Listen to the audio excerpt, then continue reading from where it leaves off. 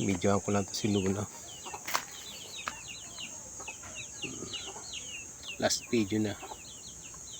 Rest in peace na. Dito ko siya inilibing sa tabi ng bahay namin, parang gwardiya siya. Gantuson. Iyak ako nang iyak kanina kaya hindi ako nag-video. Hindi ko alam kung ano sasabihin ko.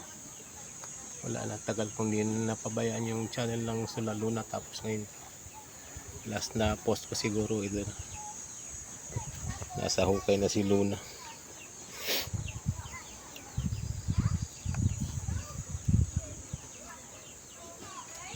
Ilang araw, ilang taon din siyang na sa